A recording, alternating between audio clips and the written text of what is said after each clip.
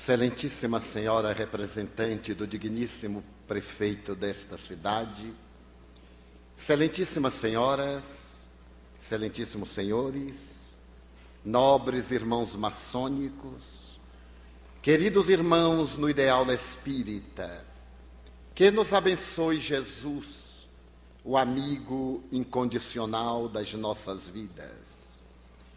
No ano de 1791, na loja maçônica As Nove Irmãs, em Paris, celebrou-se um acontecimento de alto relevo.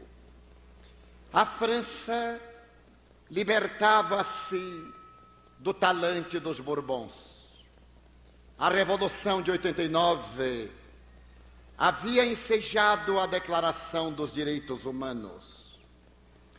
A criatura adquirira a honra da igualdade, da liberdade, da fraternidade. E a maçonaria, que sempre fora pioneira nesses ideais de engrandecimento humano, recebia na sua casa um dos homens mais notáveis do século. Tratava-se de Voltaire, um dos pais da enciclopédia. No momento em que a palavra lhe foi delegada, porque ele recebia a iniciação no grau 33, o admirável Marie Arouet, erguendo a sua voz ainda clara, declarou a razão por que se tornava discípulo da ordem. Naquela solenidade, para que tenhamos a ideia da sua magnitude, encontravam-se representantes de Catarina da Rússia, do rei da Inglaterra, das altas personalidades francesas, e no Oriente estavam colocadas as bandeiras representativas das cortes europeias. A emoção havia galvanizado a alma dos convidados. Tratava-se de uma reunião branca, em que os não iniciados tomavam parte. E aquele homem octogenário, sobre cujos ombros repousavam a cultura, a sabedoria e os direitos da criatura humana, prosseguiu o seu memorável discurso. Faço-me maçom, porque encontrei nesta ordem sagrada os ideais da dignidade humana. Aqui eu tive a oportunidade de aprender a amar e a respeitar a criatura humana. Nesta casa, que abre as suas portas aos ideais revolucionários, aprendi também a amar a Deus. Invariavelmente disse que eu não acredito em Deus, e é uma verdade. Eu não acredito em Deus, aquele que os homens fizeram, mas eu acredito em Deus, aquele que fez os homens. A palavra luminífera de Voltaire, em um improviso memorável, durante 2 horas, emocionou as personalidades mais ilustres que ali se encontravam. Ao terminar o admirável discurso, ele foi homenageado pelo jovem Benjamin Franklin. E se escreveria mais tarde que se estava no limiar de uma nova era. Franklin, o jovem, representava os ideais da futura tecnologia. Com Voltaire, encerrava-se toda uma era de realizações grandiosas de nobreza, de desenvolvimentos elevados que constituíam o passado. E desde aquele momento, a maçonaria, através dos seus landmarks, guardaria no recesso dos seus estatutos a veneranda figura de Voltaire como dos mais gloriosos marcos da sua história contemporânea. Foi Abraham Lincoln, presidente dos Estados Unidos da América, quem teve a oportunidade de dizer que a maçonaria é uma ordem filantrópica de natureza social que agasalha no seu seio as almas idealistas, que não tem prioridade religiosa, mas alberga todas as religiões. E em um momento de grande inspiração, ele terminou dizendo que a maçonaria representava um dos mais altos ideais da humanidade, erguendo a sua bandeira de defesa dos direitos da criatura humana e trabalhando pela felicidade geral de todos os povos. No Brasil, entre outros, Rui Barbosa teria oportunidade de dizer: onde florescem os ensinamentos maçônicos, não vicejam a ditadura, a soberania dos poderes arbitrários, nem a dominação daqueles conquistadores violentos que denigrem a condição da criatura humana. Tem razão Voltaire, Abraham Lincoln e Rui Barbosa, porque a maçonaria, por definição, é uma instituição filosófica, filantrópica, que tem por base a crença em Deus e, por consequência, na imortalidade da alma e na solidariedade humana.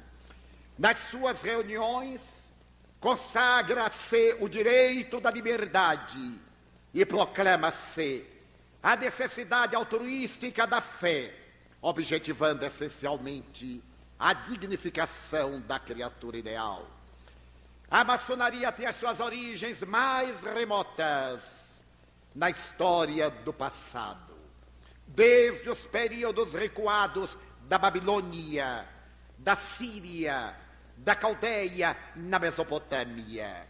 Odiante do pensamento do povo hebreu, a maçonaria, sob outras denominações, vicejou historicamente até haver penetrado nas grandes grutas das margens do Mar Morto, onde se celebravam as memoráveis iniciações através da mensagem de libertação do homem no céu estrelado, onde o venerável mestre oferecia ao discípulo a oportunidade de ter o encontro com a sua consciência.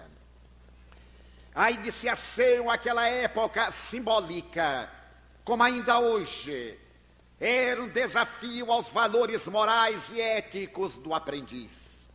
Abria-lhe horizontes dantes jamais sonhados, para que ele pudesse compreender o sentido, o significado da vida, e se viesse a entregar aos ideais enobrecedores em favor de um mundo melhor. A iniciação, na intimidade das grandes cavernas que circundam o Mar Morto, apresentava a ideia ancestral da origem do mundo, da criatura humana, através dos 4 elementos essenciais, mais tarde considerados elementos hipostáticos na Idade Média, em que o ser se levantava do chão, após rastejar, atravessava as labaredas de fogo, escutava as águas cantantes que jorravam do Oriente e sentia a doce brisa do vento perpassando-lhe pelos cabelos, até vencer os impulsos, domar o touro bravo das paixões e caminhar na direção de Ísis, de Osíris, para poder, diante do falo sagrado, perceber a grandiosidade da vida e a finalidade da entrega à criatura humana. Naquela oportunidade, fundamentando seus alicerces essenciais no Pentateuco mosaico, de onde retiram as bases do Templo de Salomão, para poder estabelecer as diretrizes do futuro, esta ordem sagrada, na tradição de todos os estudiosos da história, vai estabelecer que o universo provém da realidade de um olho que tudo vê, através de um triângulo, e que pode medir a realidade da vida com a perfeição do compasso. Na sua simbologia grandiosa, para poder vencer a ignorância ancestral e preservar na intimidade das almas esse sentido puro de união de identidade e de perfeita manifestação do Espírito Divino no íntimo de cada ser. Mais tarde, naturalmente, quando se estabelecem na Idade Média os poderes discricionários dos senhores feudais, quando se levantam os ditadores, e quando as doutrinas religiosas da ortodoxia ancestral proclamam a sua soberania sobre os destinos, a ordem maçônica levanta-se para poder defender o direito dos fracos, dos operários, já que a palavra maçom em francês é obreiro, para que ele tivesse a oportunidade também de trabalhar, de erguer as catedrais, os templos da fé, não apenas no mundo exterior, mas também na intimidade dos seus sentimentos. E a história nos conta que em todas as épocas depois do cristianismo e a partir do período medieval, a maçonaria levantou-se sempre contra quaisquer manifestações de arbitrariedades humanas. No Brasil, Dom Pedro I, por exemplo, recebeu em Niterói, na loja maçônica, o grau 33, ao lado do admirável Andrada e Silva, e quando foi necessário dar o grito de que ficaria em a nacionalidade brasileira, ele esteve assessorado por admiráveis maçons, que lhe deram o prestígio e a coragem para romper os vínculos com Portugal e, mais tarde, arrancar o país do estado de colônia para dar-lhe a independência. Na Bahia, onde sempre os ideais da liberdade vicejaram, precedendo as grandes horas revolucionárias da nacionalidade brasileira, a Revolução dos Alfaiates de 1816 havia sido estimulada pela loja maçônica, que tinha as suas dependências na ladeira da Barra, na intimidade dos santuários, onde se celebrava a comunhão com as entidades superiores da vida, e se trabalhava a realidade da criatura humana, também o direito da liberdade encontrava um campo especial, e não seja de estranhar que pelas terras da América levantaram-se maçons eminentes como San Martín e outros, que alargaram os horizontes da vida para o continente dominado por Portugal e Espanha, a fim de que a verdadeira felicidade pudesse apressar os ideais de enobrecimento e o homem fosse plenamente feliz. Com este ligeiro histórico, pretendemos homenagear a loja que celebra o seu 30º aniversário em uma hora de tantos conflitos da sociedade, em um momento de tantas dificuldades, de problemas, em que a tecnologia conduziu o homem às estrelas, mas não logrou libertá-lo do pau das paixões. Em uma hora quando as naves espaciais viajam fora do sistema solar, tentando encontrar novos ninhos, outros céus, outras oportunidades de vida, e o homem mata na rua por um par de tênis, por um pedaço de pão, ou entrega-se às vicissitudes da toxicomania, da sexolatria, da alcoolofilia, da violência, vitimado pela própria pequenez. Neste momento grave, a boca de Jesus havia oferecido uma esperança que se veio concretizar na segunda metade do século XIX, quando uma doutrina de raízes filosóficas, de fundamentos científicos e de consciências religiosas ético-morais viria conclamar o homem para uma autoanálise, para que se aprofundasse na intimidade do seu próprio ser e encontrasse os objetivos da vida. Allan Kardec, o grande codificador da doutrina espírita, que foi considerado maçom, mas que em realidade não se pôde encontrar nos traços biográficos uma documentação probatória, o que de maneira nenhuma diminui a grandeza nem a grandiosidade da maçonaria. mas que era amigo de maçons eminentes, graças ao que foi encontrado na sua casa o comprovante de alguns dos instrumentos da maçonaria, que certamente lhe foram doados por amigos muito chegados, inclusive o avental, com que os maçons celebram seu culto na intimidade dos seus templos.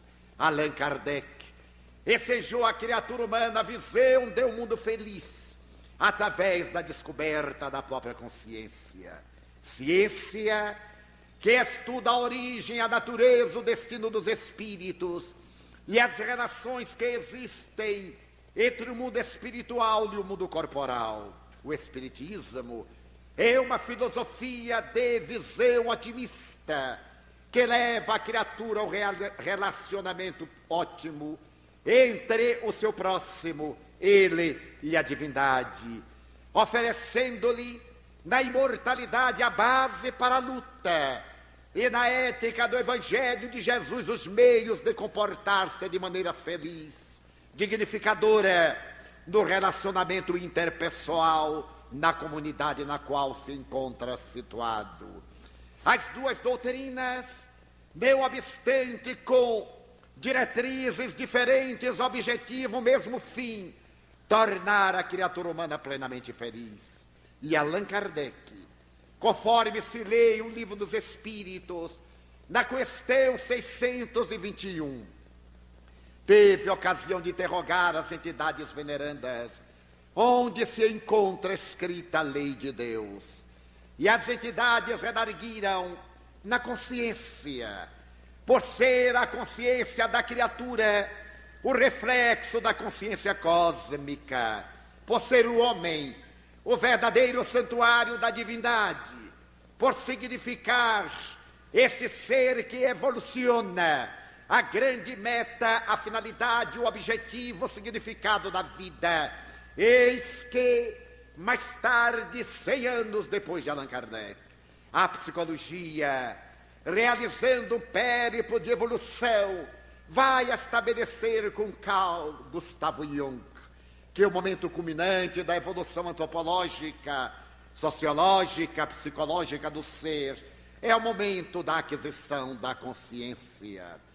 A maçonaria trabalhando os seus discípulos, lapidando a pedra bruta até torná-la uma pedra lisa, trabalhada, tem como meta essencial fazer que o aprendiz aprimore o caráter, que ele, através do tronco da solidariedade, atenda às viúvas, aos órfãos, aos sofredores, que seja uma pessoa de ideal e esteja à frente dos momentos dignificantes da humanidade. O Espiritismo, bebendo na mesma fonte generosa do Evangelho de Jesus, estabelece que, idealmente, a criatura é aquela que tem o valor de reconhecer que pode evoluir cada dia mais, trabalhando-se para ser hoje melhor do que ontem e amanhã melhor do que hoje. O que equivale dizer ascendendo, lapidando as imperfeições, quebrando as arestas, e nesse atrito do dia a dia, facultando o desabrochar da divindade dentro dele, por cujo único caminho ele pode encontrar a plenitude. Odiernamente, a psicologia estabeleceu que a pessoa, do ponto de vista psicanalítico, é constituída por 4 elementos essenciais: a consciência, a personalidade, a identidade e o conhecimento.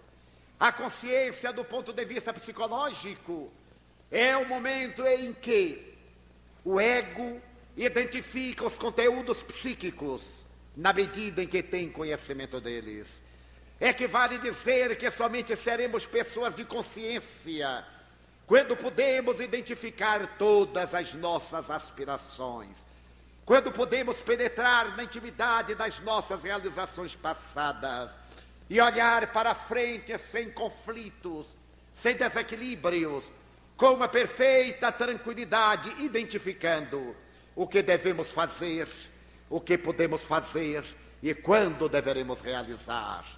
A visão de consciência junguiana supera a velha tradição do conhecimento. Antes da psicanálise, asseverava-se que uma pessoa de consciência é uma pessoa que sabe. Depois das experiências profundas em que o psiquismo adentrou-se nos conteúdos interiores do inconsciente, descobriu-se que saber não basta. É necessário aplicar esse conhecimento, porque muitas pessoas que conhecem são inconsequentes e muitas pessoas que não conhecem são conscientes. É muito comum encontrarmos indivíduos com nível universitário, com títulos de doutor honoris causa, portadores de uma bagagem intelectual relevante, no entanto, profundamente perturbados no sentido ético. Eles têm conhecimento da vida e agem de maneira arbitrária, agressiva, perturbadora, indignificante, sem oferecer à sociedade, além de informações, exemplos que possam constituir modelos para as demais criaturas. Carl Gustav Jung estabeleceu que o momento da consciência é aquele que nos caracteriza quando deveremos fazer o que podemos e não fazer o que não devemos. A maioria de nós faz o que pode e não deve, mas raramente faz o que deve, mas não pode. Procura mecanismos desculpistas, atitudes de fuga, e projetando a sua sombra os seus conflitos, justifica muitas vezes as suas debilidades, longe da responsabilidade do dever.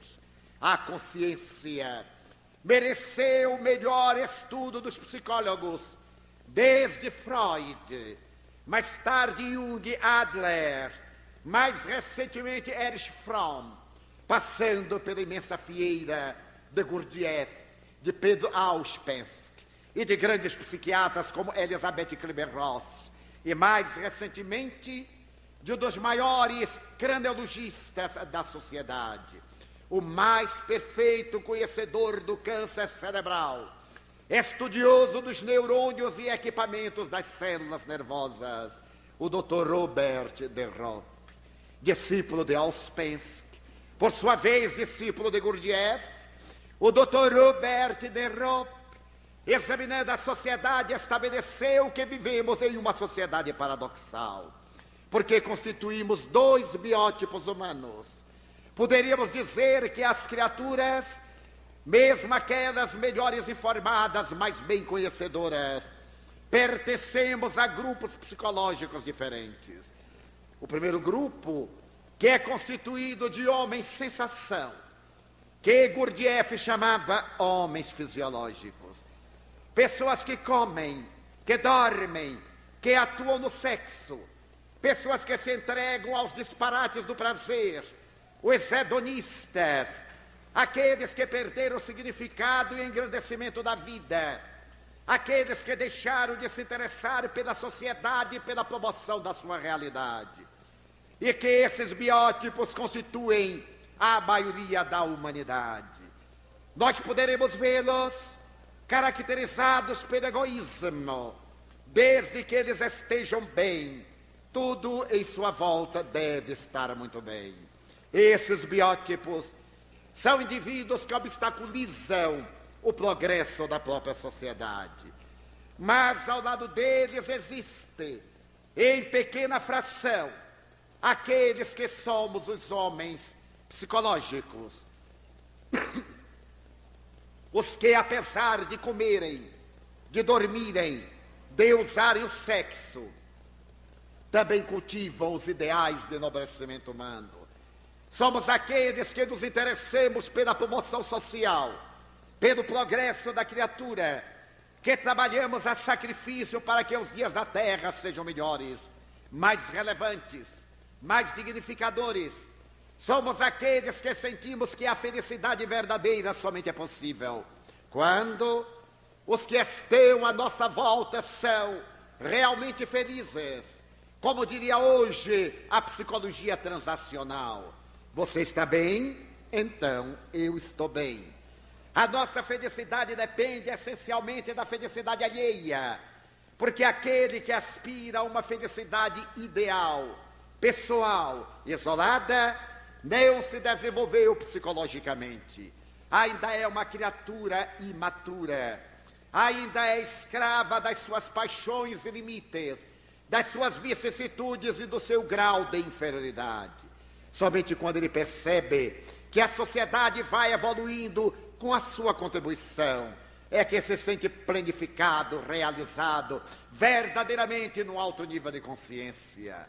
Graças a isso, o Dr. Robert de Ropp estabeleceu que nós vivemos em 5 níveis de consciências diferentes, patamares de evolução. O primeiro nível é o nível primitivo, onde estão aquelas pessoas que ele chama em estado de consciência de sono, sem sonho, pessoas que se bastam com as necessidades fisiológicas. Se nós lhes falamos em determinados ideais, eles não têm interesse. Os seus ideais giram em torno do ego. Para eles, a vida essencialmente diz respeito à sua realidade pessoal. E por isso estão em um estado de sono sem sonho, onde as aspirações ainda não se desenvolveram. Inelutavelmente, diz o Dr. Robert de Ropp, que é reencarnacionista, este ser evolui, ele muda de patamar, e na segunda etapa ele é alguém que, embora se encontre na consciência de sono, ele tem verdadeiros momentos de sonho. Para que bem entendamos, o Dr. de Ropp diz que o espírito, quando mergulha na carne, a semelhança de uma pessoa que se adentra no escafandro, perde um pouco das suas possibilidades psíquicas. Ele entra no estado de bloqueio da razão. E quando não é um ser evoluído, ele permanece adormecido para os ideais de nobreza. Mas na segunda etapa, ele tem verdadeiros insights, vislumbres, sonhos. Ele já adere a qualquer corporação, a um trabalho de ajuda humana. Ele luta e torce por um clube, por uma doutrina religiosa, colabora numa quermesse, num baile de beneficência, num almoço de ajuda fraterna. Ele começa a sair de si, ele sonha com uma realidade maior.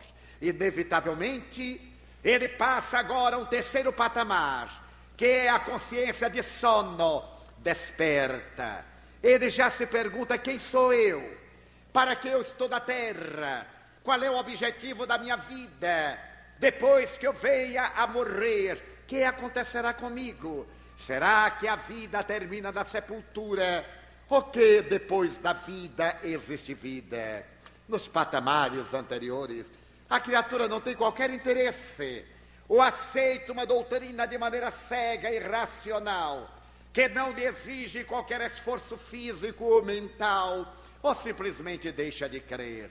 É um acomodado que aceita essa postura de maneira irrelevante, inconsequente. Mas quando ele desperta para a vida, é importante dar um sentido maior à sua realidade, porque a vida física, por mais longa que pareça, é sempre tão breve. A vida física, por mais admirável que se nos apresente, tem a sua origem, mas ela também tem o seu término. É o momento da desarticulação biológica de que nenhum de nós se pode evadir. Quando atinge a terceira etapa de consciência de sono, desperta. O indivíduo já se entrega a qualquer labor. Ele não se contenta mais com aquilo que faz em torno de si, da família. Ele percebe horizontes mais amplos e, ao identificá-los, ele atira-se para tornar a sociedade melhor, maior, mais ditosa. Ele dá a sua contribuição, fazendo que o mundo seja mais digno de ser vivido. Inevitavelmente, ele passa para a quarta etapa, a consciência que lhe dá a transcendência do ego. Eu sou importante, mas a minha importância está na razão direta da importância que eu atribua. A minha importância vale todo investimento nenhum que eu aplique a mim mesmo. Nesse momento da transcendência do ego, ele deixa de viver os seus interesses apaixonados e passa a viver os interesses da comunidade, cumprindo com seus deveres. Esse indivíduo agiganta a sua consciência, ele elastece a sua capacidade de ser e de realizar, e penetra no quinto nível de consciência, que é a consciência cósmica. Aquela consciência que se reportava o apóstolo Paulo: já não sou eu quem vivo, é Cristo que vive em mim. Ó Madre Teresa de Calcutá, a minha vida tem um sentido. Os meus pobres, que são os pobres mais pobres dentre os mais pobres, o Pasteur, mergulhar na intimidade do laboratório de pesquisa para encontrar a vida microbiana e salvar milhões e milhões de pessoas de toda a ingerência desses agentes destruidores. O de Marie Curie, com as mãos queimadas pela radiação do urânio, pedir às pessoas: deixe-me trabalhar, eu necessito de trabalhar, chega de banquetes e de homenagens, eu sou uma cientista, eu necessito de trabalhar. E volta ao seu pequeno e modesto laboratório no interior da Sorbonne, em um barracão sem aquecimento, e entrega-se às suas pesquisas na área da física nuclear, e ganha pela primeira vez na história um segundo prêmio Nobel, vindo a morrer em consequência da sua dedicação à humanidade.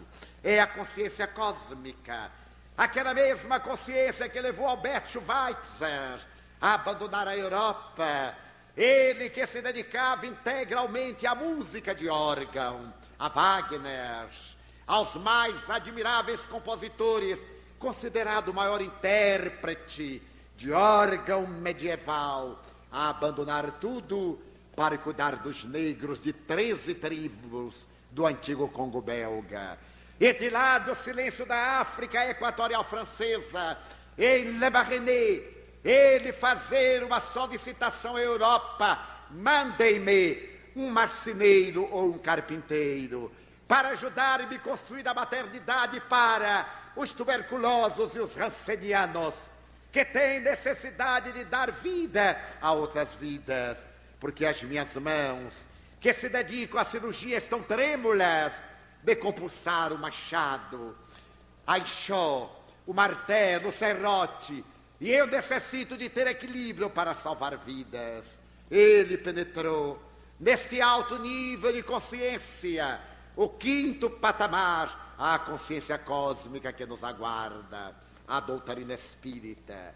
Trabalhando o homem integral, veio propor-lhe a reforma interior, baseando-se no Evangelho de Jesus e estabelecendo como meta prioritária o amor, neste momento em que os conflitos de toda natureza explodem, através da violência urbana, consequência inevitável das nossas pequenas violências. Vivemos o momento das arbitrariedades, em que autoridades, com exceções, perdem a diretriz da dignidade e tornam-se exemplos de corrupção e de mau exemplo. Até o cidadão, que desestimulado da luta pela nobreza, entrega-se também aos desajustes e deixa-se arrastar pela onda avassaladora do desequilíbrio, atingindo altos e alarmantes índices de desajuste social, de agressividade, de desinteresse, de violência, sob todos os aspectos considerados. Neste momento, portanto, caótico, o Espiritismo veio proclamar a urgência do verbo amar, veio repetir a lição de Jesus Cristo, quando interrogado a respeito do que era necessário para entrar no reino dos céus. Ele respondeu assertivamente, dizendo que era o amor a Deus, acima de todas as coisas, a esse supremo arquiteto do universo que tudo fez justo e perfeito, ao próximo, mas também a si mesmo. A proposta de Cristo é tão psicológica que a eminente psicanalista, a doutora Hannah Weiss, assevera ser ele o mais notável psicoterapeuta da humanidade, embora ela seja ateia. Reconhece nele o protótipo do psicoterapeuta, que penetra na intimidade da consciência do indivíduo, desperta, arranca do seu estado de sono para premiar a vida com esse grande contributo do Deus interno, que é o amor, que se exterioriza no intercâmbio da sobrevivência afetiva. Hoje, quando a psicologia transpessoal, também chamada quarta força, reclama o direito da autoestima e estabelece como fundamento da vida psicológica e da saúde integral o amor, muitas pessoas surpreendem-se. Recordamos-nos, por exemplo, que a admirável psicóloga norte-americana, doutora Louise Hay, depois de haver experimentado as várias vicissitudes de uma vida dissoluta, conforme ela mesma confessa, em um retrato autobiográfico, ela diz: fui estuprada aos 5 anos de idade. O meu estuprador, que era um ébrio vizinho, foi levado ao cárcere e pagou seu crime por 15 anos. As marcas do estupro violento pelo bêbado deveriam permanecer em mim por um largo período. Mais tarde, quando minha mãe casou, em segundas núpcias, com um alemão que me detestava, eu fui relegada a um pleno secundário e nesse momento nasceu a minha irmã. Agora eu fui praticamente abandonada dentro de casa. Eu podia ser chamada a menina do último pedaço de bolo. O meu sonho era comer um pedaço de bolo de chocolate em um aniversário, uma festa, na escola, na igreja.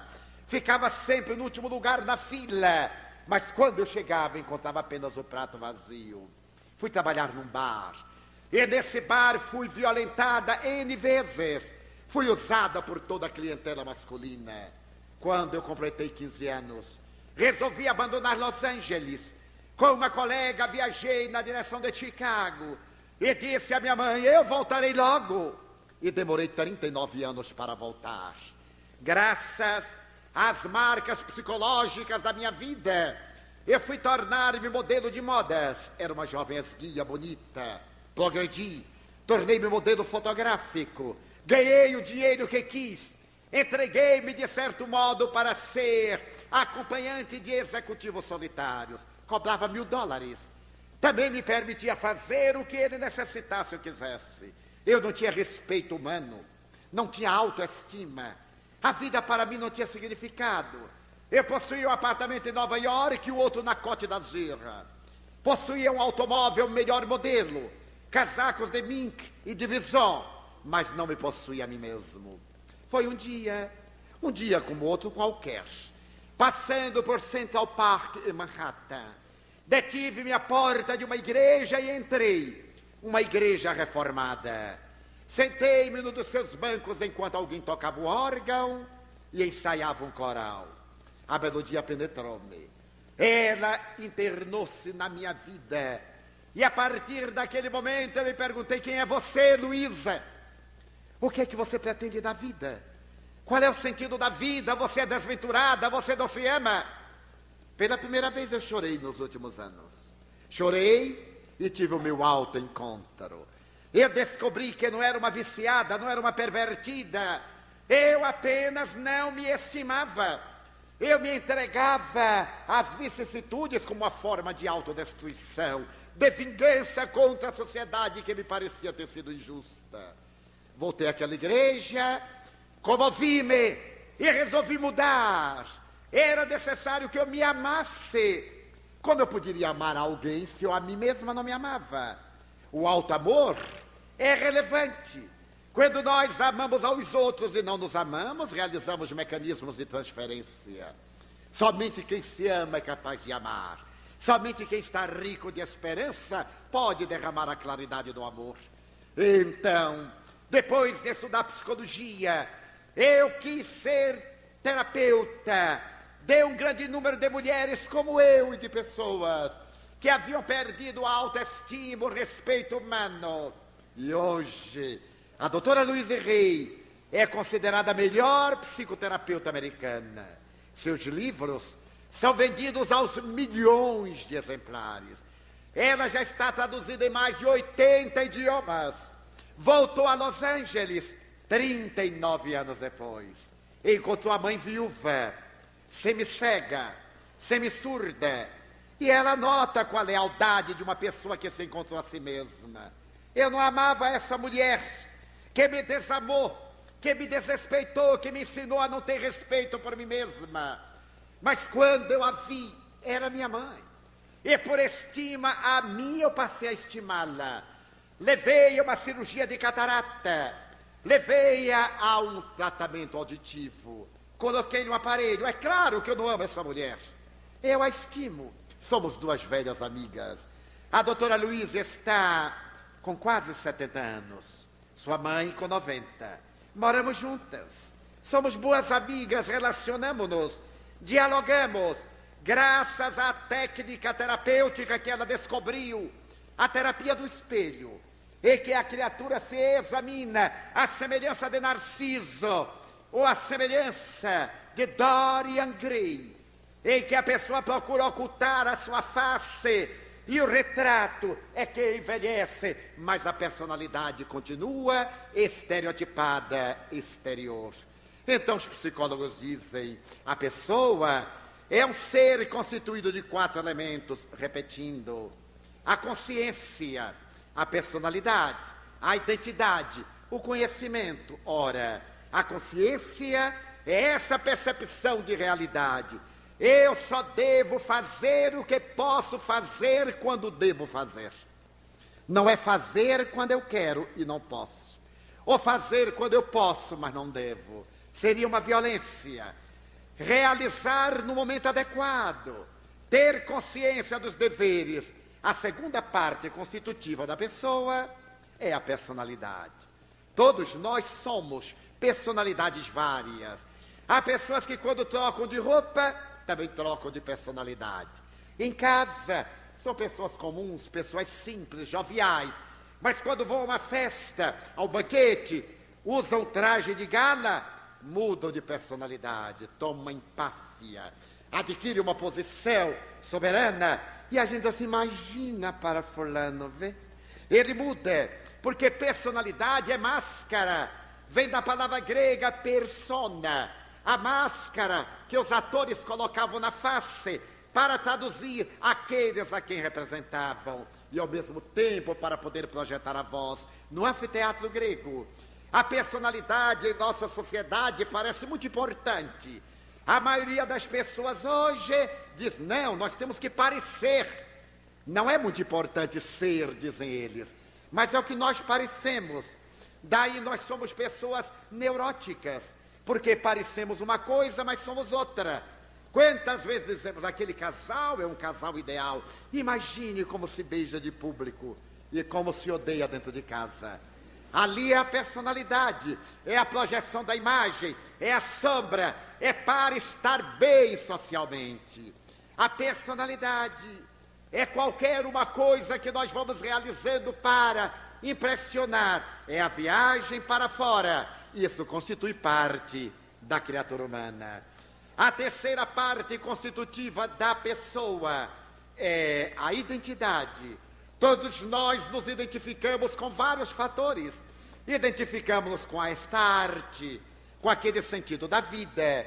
Nos identificamos com tal e qual dever. Nos identificamos com esse ou aquele prazer, esse ou aquele desporto.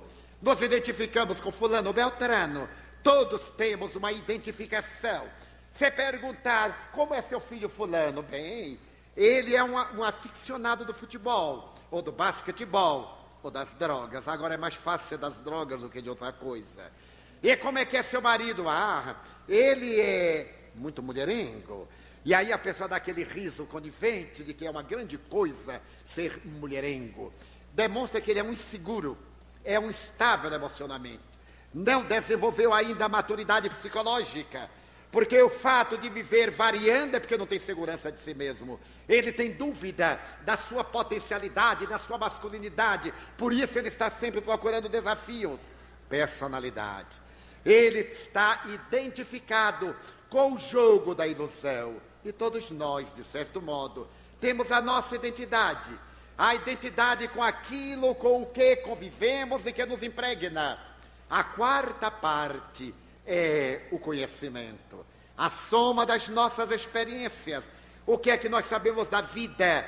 Qual é a doutrina que nós estudamos, a filosofia que seguimos? Mas esta é a visão psicológica, a doutrina espírita. Igualmente a maçonaria tem uma quinta parte constitutiva da pessoa, que é a individualidade. Se a personalidade é transitória, se o conhecimento é uma fase de experiência, se a identidade é um permanente crescer, o indivíduo é esta realidade eterna, o espírito imortal, que viaja através de várias reencarnações e em cada etapa adquire experiências que vão sendo somadas para constituir a sua individualidade. Eu sou hoje a pessoa Divaldo, a persona que tem estas e aquelas características.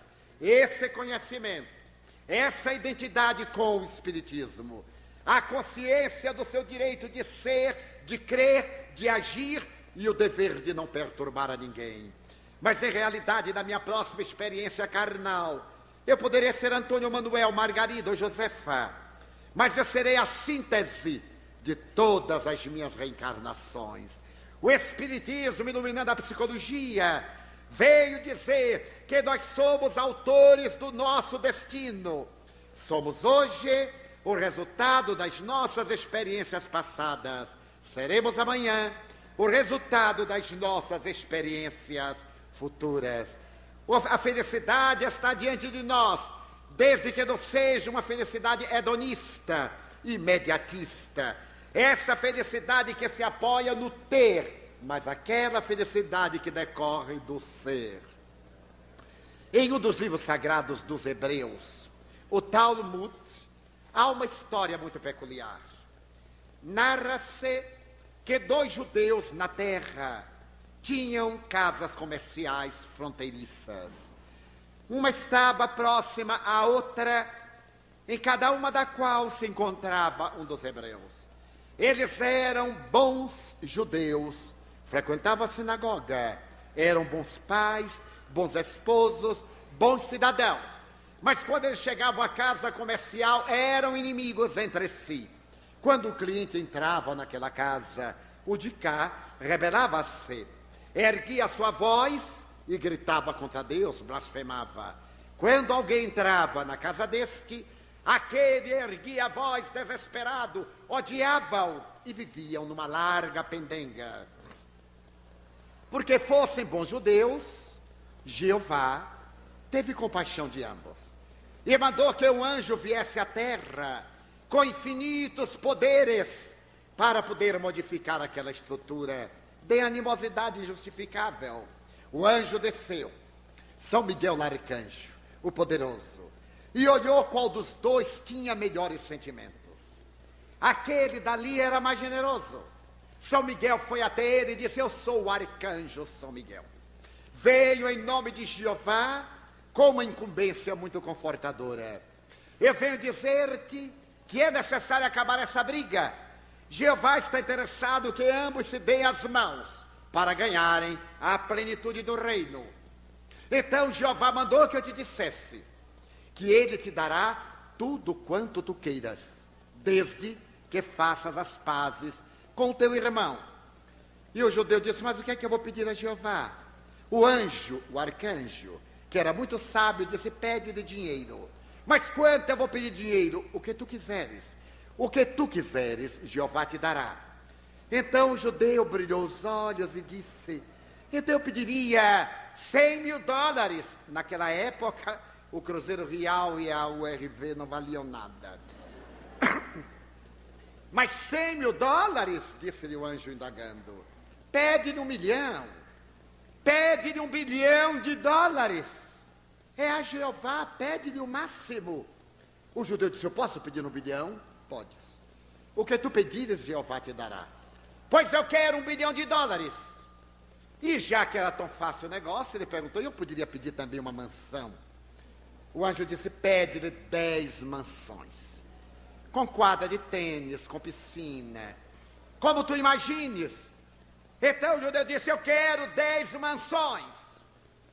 E poderia pedir um automóvel? Sim. Não pede as carroças brasileiras, não. Pede 10 Rolls Royce.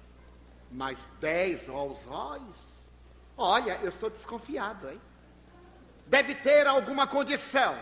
O anjo disse, é verdade. Há uma pequena condição. Qual é a condição?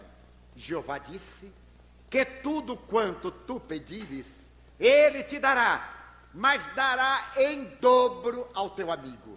Não, então eu não quero. Imagine, ele vai ficar mais rico do que eu. Mas, homem, tu vais ter $1 bilhão e ele terá 2. Tu vais ter 10 mansões, ele terá 20. Vais ter 10 Rolls Royce, ele terá 20, não quero.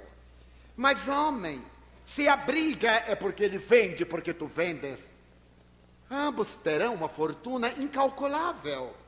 Ah, sim. Mas com essa condição eu não aceito. Eu aceitarei naturalmente se ele continuar na miséria. O anjo disse, isso eu não posso. A minha missão é de paz. E tentou, não o dissuadiu. Quando se cansou, o arcanjo falou-lhe, Vome, queda-te. Infelizmente eu não te posso ajudar. Quando se ia, o judeu reflexionou e disse, volte, por favor. Por favor, diga-me, tudo que eu pedir a Jeová, ele me dará. Ele te dará. E dará em dobro ao infame do meu inimigo, que vai ser meu amigo. Ele dará em dobro. O Senhor me garante, o anjo disse, eu já te disse. Eu sou arcanjo do reino. A minha palavra não tem volta. Ele dará em dobro ao outro. Dará. Então eu quero uma coisa. Só uma coisa. Eu quero que Jeová me ponha cego deste olho.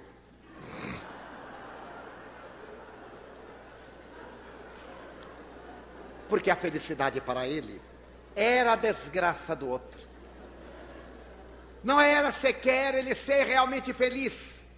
Aqueles que ainda estão na consciência de sono pretendem que a sua seja a felicidade ideal, sem acompanhamento. E a dos outros seja a tragédia. Quando atingimos esse nível da individualidade que é o espírito imortal, e podemos trabalhar no Evangelho de Jesus, na certeza da sobrevivência da alma. O meu futuro eu trabalho a cada instante, dia a dia, através dos meus atos. Se eu estou nesta oportunidade assinalado por dramas e problemas, eu poderei mudar, transformando-me para melhor. Eu sou o semeador. Até agora eu semeei cardos e espículos, que estou a colher através de sofrimentos e de lágrimas. Cumpro-me a tarefa de semear esperança, de fazer sol, para poder desfrutar da felicidade e da plenitude. A proposta da maçonaria trabalhando o homem desde os recuados tempos do Mar Morto em Israel até a atualidade é a transformação moral do pedreiro, do discípulo que se transforma em mestre, do aprendiz. A proposta da maçonaria da construção de uma nova sociedade através do indivíduo no landmark número 19, e que ele tem o direito de agir, mas não tem o direito de se equivocar. Não lhe é permitido o direito de manter uma atitude que não diga, dentro dos cânones estabelecidos nos estatutos da ordem maçônica francesa. A proposta da maçonaria dignificante é de que a sociedade será feliz, porque estamos saindo da treva para a luz, da sombra para a claridade, da meia-noite para o amanhecer. E a proposta do Espiritismo, doutrina científico-filosófica religiosa, é de que a sociedade será o que dela o cidadão faça. Pela sua transformação moral, se conhecerá o verdadeiro espírita, como disse Jesus de referência ao cristão, pelo fruto conhece-se a árvore. Em uma hora desta não podíamos deixar de evocar Voltaire e de imaginar a magna sessão da loja Nove Irmãs, depois daqueles dias de arbitrariedades da Revolução, quando foi proclamada a Constituição dos Direitos Humanos, e ele dizer, eu creio no Deus que fez os homens, mas não creio no Deus que os homens fizeram. Um Deus apaixonado, um Deus antropomorfo, um Deus pequenino, um Deus vingativo. Revejo pela tela da imaginação aquele momento que antecedia uma alvorada nova, que foi a alvorada do século XIX, que nos deu os eminentes cientistas, que libertou a ciência do tacão da religião, que enriqueceu a humanidade com pensadores admiráveis, que nos deram a estrutura da filosofia, com homens de escola, como Allan Kardec, o codificador do espiritismo, Lázaro Ludovico Zamenhof, o criador do Esperanto, cientistas como Pasteur, como Liszt, Metchnikoff, como Hansen, como Koch, e outros que nos ensejaram uma vida mais ampla, pensadores como Bergson, Kant, Schopenhauer, que alargaram os horizontes e a visão da Terra, anunciando uma era nova, que parece uma Jerusalém libertada, um novo Canaã, quando nós nos pudermos amar a nós mesmos, quando nos respeitarmos a nós próprios, quando tivermos uma autoestima que nos emule a nos transformarmos sempre para melhor, a encontrar a saúde perfeita, a harmonia entre o psiquismo, o físico e o espiritual, nesse sentido holístico da medicina contemporânea. Quando chegarmos a esse ideal, daremos as mãos uns aos outros, e embora o tumulto que reina lá fora, os disparates que dominam nesta noite e as calamidades de cada dia, podermos dizer: ó supremo arquiteto do universo, que tudo fizestes justo e perfeito, eu vos quero louvar. Há tanta coisa maravilhosa para agradecer, há tanta beleza para emocionar, que eu não tenho nada para pedir.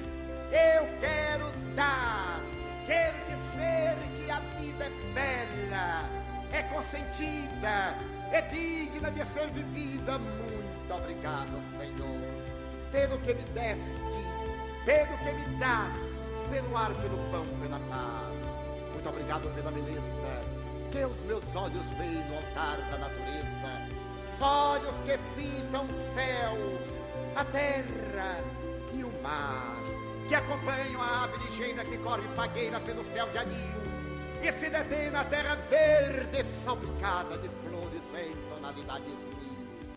Muito obrigado, Senhor, porque eu posso ver meu amor. Diante da minha visão, eu contemplo a humanidade, eu vejo a multidão e encontro os cegos, que tropeçam na escuridão, que andam na solidão. Por eles eu oro e a ti eu peço comiseração, porque eu sei que depois desta lida, na outra vida, eles também enxergarão. Muito obrigado, Senhor, pelos ouvidos meus, que me foram dados por Deus, ouvidos que ouvem o tamborilar da chuva no telheiro, a melodia do vento nos ramos do salgueiro e as lágrimas que vertem os olhos do mundo inteiro. Ouvidos que ouvem a música do povo que desce do morro na praça a cantar, a melodia dos imortais que a gente ouve uma vez e não esquece nunca mais, a voz melodiosa, candora melancólica do boiadeiro e a dor que geme e chora do coração do mundo inteiro. Pela minha faculdade de ouvir, pelos surdos eu te quero pedir. Eu sei que depois desta dor no teu reino de amor, eles voltarão a sentir. Muito obrigado pela minha voz, mas também pela voz que ama, que declama, que ensina, que alfabetiza, que ilumina, pela voz que trauteia uma canção e que o teu nome murmura com sentido e emoção. Diante da minha melodia, eu te quero rogar pelos que sofrem de afasia, aqueles que não cantam de noite, os que não falam de dia. Eu sei que depois desta prova, na vida nova, eles cantarão. Muito obrigado pelas minhas mãos, mas também pelas mãos que aram, que semeiam, que agasalham mãos do amor e de ternura, que libertam da amargura, mãos de caridade, que apertam mãos de solidariedade, mãos de psicografias, de poesias, de sinfonias, de cirurgias, pelas mãos dos adeuses, que limpam feridas, que enxugam lágrimas e dores das vidas, pelas mãos que atendem a velhice, o desamor que no seio embalam, o corpo de um filho alheio se recém, e pelos pés que me levam a andar. Muito obrigado, Senhor, porque eu posso bailar.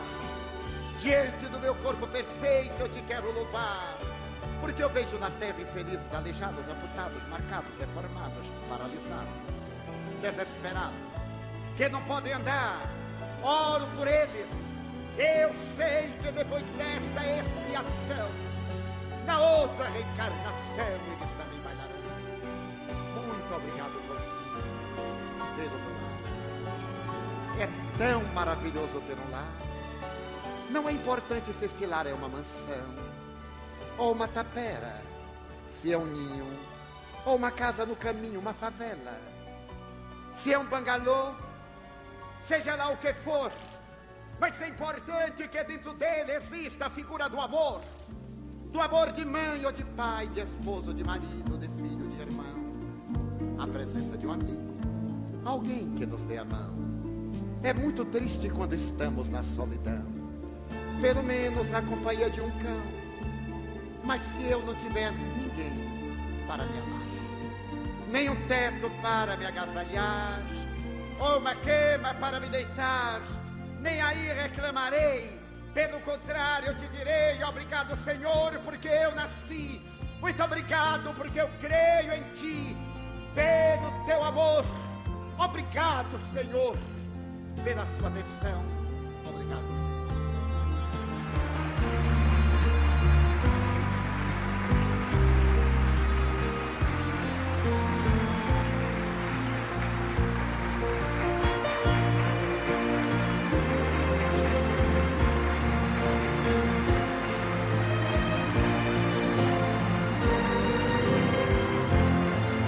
Por sua vez, discípulo de Gurdjieff, o Dr. Robert de Roop, examinando a sociedade, estabeleceu que vivemos em uma sociedade paradoxal, porque constituímos dois biótipos humanos.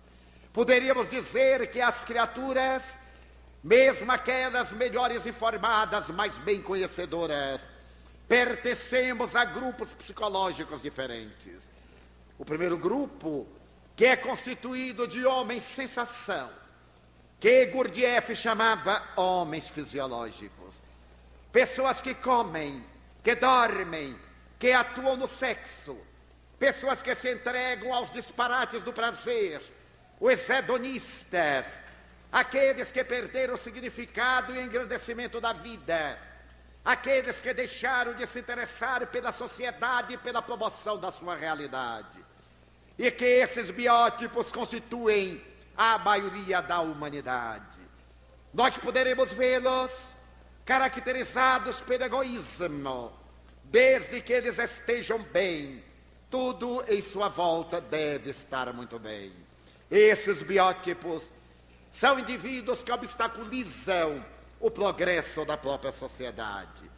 Mas ao lado deles existe, em pequena fração, aqueles que somos os homens psicológicos, os que, apesar de comerem, de dormirem, de usarem o sexo, também cultivam os ideais de enobrecimento humano. Somos aqueles que nos interessamos pela promoção social, pelo progresso da criatura, que trabalhamos a sacrifício para que os dias da terra sejam melhores, mais relevantes, mais dignificadores. Somos aqueles que sentimos que a felicidade verdadeira somente é possível quando os que estão à nossa volta são realmente felizes. Como diria hoje a psicologia transacional: você está bem? Então eu estou bem. A nossa felicidade depende essencialmente da felicidade alheia.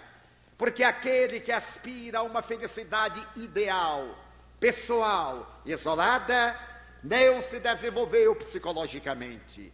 Ainda é uma criatura imatura, ainda é escrava das suas paixões e limites, das suas vicissitudes e do seu grau de inferioridade. Somente quando ele percebe que a sociedade vai evoluindo com a sua contribuição, é que se sente planificado, realizado, verdadeiramente no alto nível de consciência. Graças a isso, o Dr. Robert de Ropp estabeleceu que nós vivemos em 5 níveis de consciências diferentes, patamares de evolução. O primeiro nível é o nível primitivo, onde estão aquelas pessoas que ele chama em estado de consciência de sono, sem sonho, pessoas que se bastam com as necessidades fisiológicas.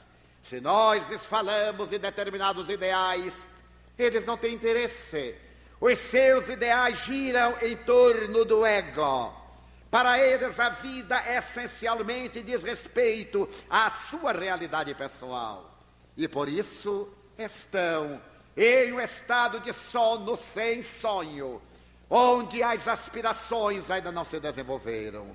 Inelutavelmente, diz o Dr. Robert de Ropp, que é reencarnacionista, este ser evolui, ele muda de patamar, e na segunda etapa ele é alguém que, embora se encontre na consciência de sono, ele tem verdadeiros momentos de sonho. Para que bem entendamos, o Dr. de Ropp diz que o espírito, quando mergulha na carne, a semelhança de uma pessoa que se adentra no escafandro, perde um pouco das suas possibilidades psíquicas. Ele entra no estado de bloqueio da razão, e quando não é um ser evoluído, ele permanece adormecido para os ideais de nobreza. Mas na segunda etapa, ele tem verdadeiros insights, vislumbres, sonhos. Ele já adere a qualquer corporação, a um trabalho de ajuda humana. Ele luta e torce por um clube, por uma doutrina religiosa, colabora numa quermesse, num baile de beneficência, num almoço de ajuda fraterna. Ele começa a sair de si, ele sonha com uma realidade maior. Inevitavelmente, ele passa agora a um terceiro patamar, que é a consciência de sono desperta.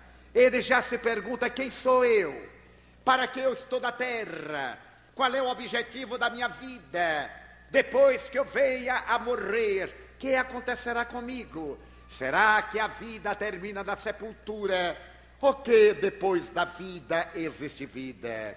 Nos patamares anteriores, a criatura não tem qualquer interesse, ou aceita uma doutrina de maneira cega e irracional, que não lhe exige qualquer esforço físico ou mental, ou simplesmente deixa de crer. É um acomodado que aceita essa postura de maneira irrelevante, inconsequente. Mas quando ele desperta para a vida, é importante dar um sentido maior à sua realidade, porque a vida física, por mais longa que pareça, é sempre tão breve. A vida física, por mais admirável que se nos apresente, tem a sua origem, mas ela também tem o seu término. É o momento da desarticulação biológica de que nenhum de nós se pode evadir. Quando atinge a terceira etapa de consciência de sono, desperta. O indivíduo já se entrega a qualquer labor. Ele não se contenta mais com aquilo que faz em torno de si, da família. Ele percebe horizontes mais amplos e, ao identificá-los, ele atira-se para tornar a sociedade melhor, maior, mais ditosa. Ele dá a sua contribuição, fazendo que o mundo seja mais digno de ser vivido. Inevitavelmente, ele passa para a quarta etapa, a consciência que lhe dá a transcendência do ego. Eu sou importante, mas a minha importância está na razão direta da importância que eu atribua. A minha importância vale todo investimento nenhum que eu aplique a mim mesmo. Nesse momento da transcendência do ego, ele deixa de viver os seus interesses apaixonados e passa a viver os interesses da comunidade, cumprindo com seus deveres. Esse indivíduo agiganta a sua consciência, ele elastece a sua capacidade de ser e de realizar, e penetra no quinto nível de consciência, que é a consciência cósmica. Aquela consciência que se reportava o apóstolo Paulo: já não sou eu quem vivo, é Cristo que vive em mim. Ó Madre Teresa de Calcutá, a minha vida tem um sentido. Os meus pobres, que são os pobres mais pobres dentre os mais pobres, o pastor, mergulhar na intimidade do laboratório de pesquisa para encontrar a vida microbiana e salvar milhões e milhões de pessoas de toda a ingerência desses agentes destruidores. O de Marie Curie, com as mãos queimadas pela radiação do urânio, pedir às pessoas: deixe-me trabalhar, eu necessito de trabalhar, chega de banquetes e de homenagens, eu sou uma cientista, eu necessito de trabalhar. E volta ao seu pequeno e modesto laboratório no interior da Sorbonne, em um barracão sem aquecimento, e entrega-se às suas pesquisas na área da física nuclear, e ganha pela primeira vez na história um segundo prêmio Nobel, vindo a morrer em consequência da sua dedicação à humanidade. É a consciência cósmica, aquela mesma consciência que levou Albert Schweitzer a abandonar a Europa, ele que se dedicava integralmente à música de órgão, a Wagner, aos mais admiráveis compositores, considerado o maior intérprete de órgão medieval, a abandonar tudo para cuidar dos negros de 13 tribos do antigo Congo belga.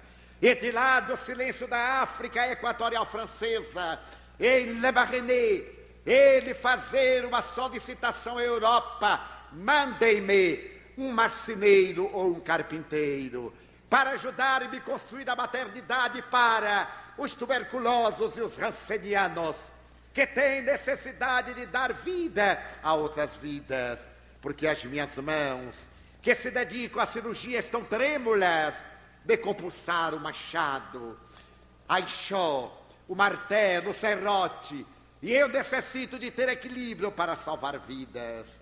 Ele penetrou nesse alto nível de consciência, o quinto patamar, a consciência cósmica que nos aguarda, a doutrina espírita.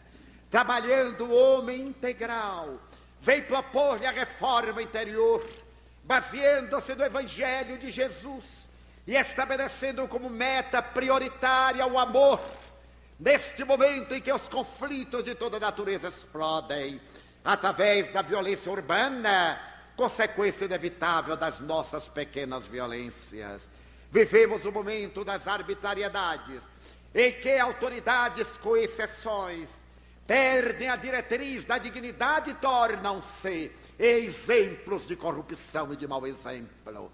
Até o cidadão, que desestimulado da luta pela nobreza, entrega-se também aos desajustes e deixa-se arrastar pela onda avassaladora da visão psicológica, a doutrina espírita.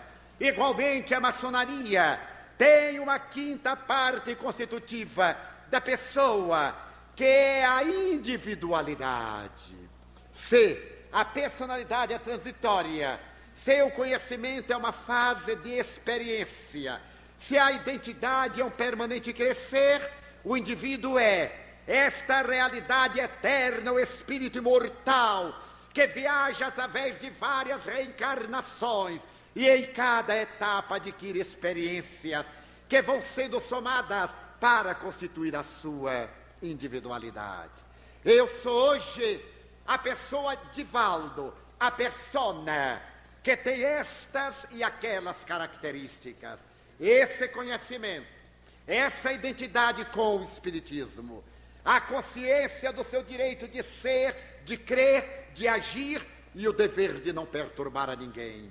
Mas, em realidade, na minha próxima experiência carnal, Eu poderia ser Antônio Manuel, Margarida ou Josefa, mas eu serei a síntese de todas as minhas reencarnações.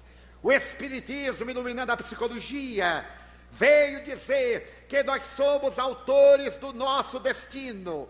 Somos hoje o resultado das nossas experiências passadas. Seremos amanhã o resultado das nossas experiências futuras.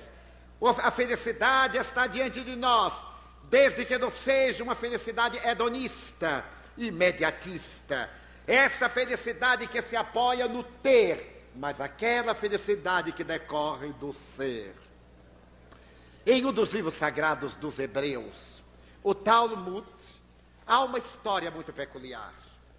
Narra-se que 2 judeus na terra tinham casas comerciais fronteiriças.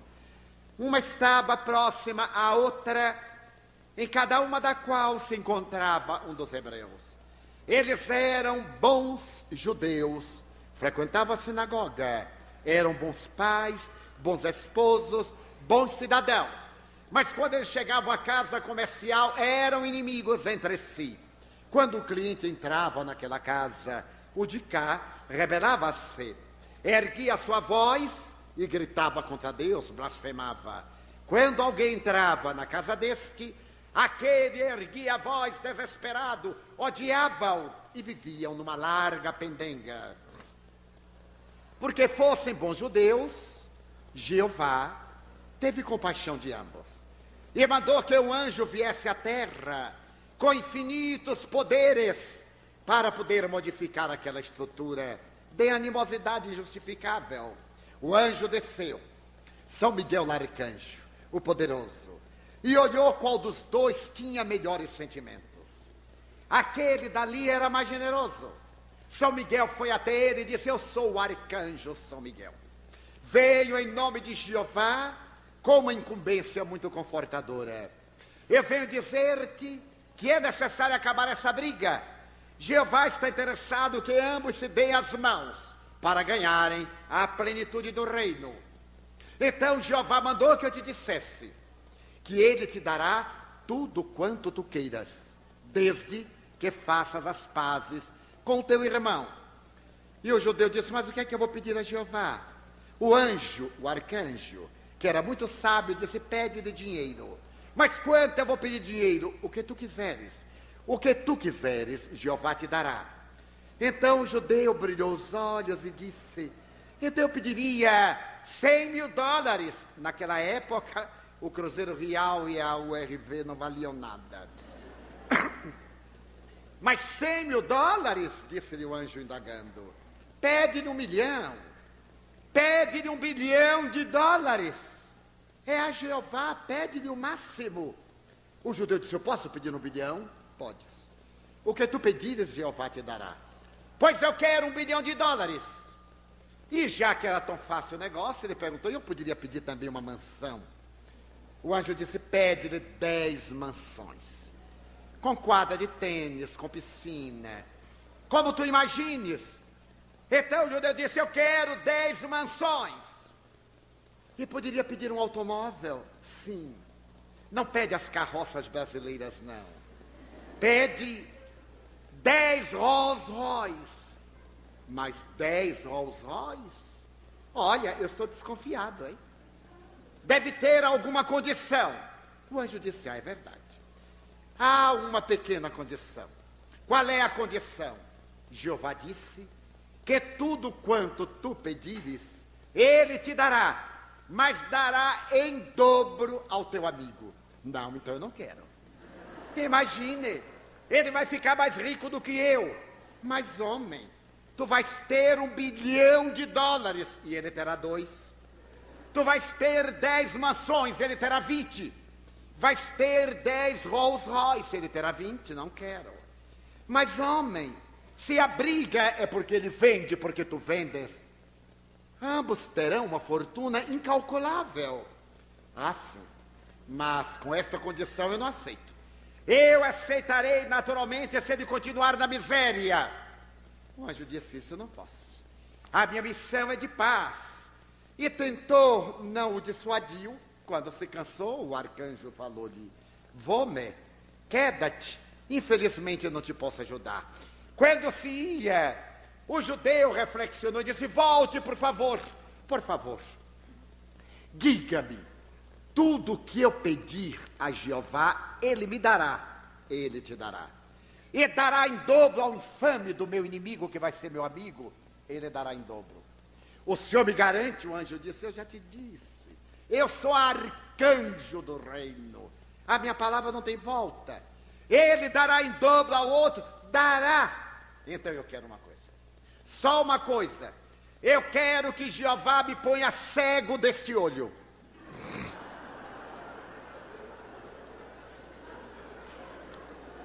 Porque a felicidade para ele era a desgraça do outro.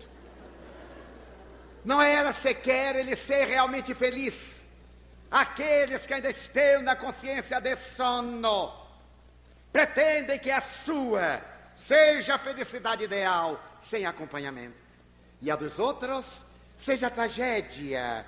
Quando atingimos esse nível da individualidade que é o espírito imortal, e podemos trabalhar no Evangelho de Jesus, na certeza da sobrevivência da alma. O meu futuro eu trabalho a cada instante, dia a dia, através dos meus atos. Se eu estou nesta oportunidade assinalado por dramas e problemas, eu poderei mudar, transformando-me para melhor. Eu sou o semeador.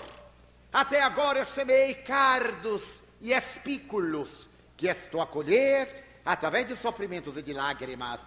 Cumpro-me a tarefa de semear esperança, de fazer sol, para poder desfrutar da felicidade e da plenitude.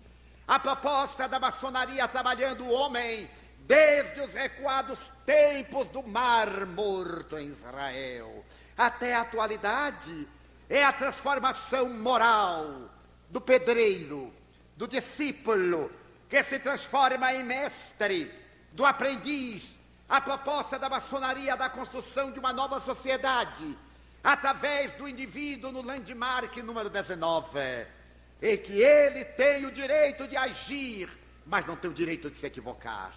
Não lhe é permitido o direito de manter uma atitude que não diga, dentro dos cânones estabelecidos nos estatutos da ordem maçônica francesa.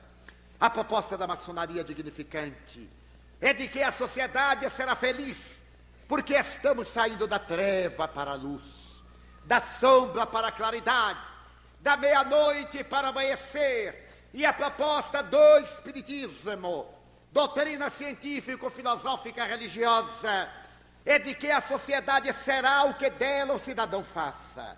Pela sua transformação moral, se conhecerá o verdadeiro espírita, como disse Jesus de referência ao cristão: pelo fruto conhece-se a árvore.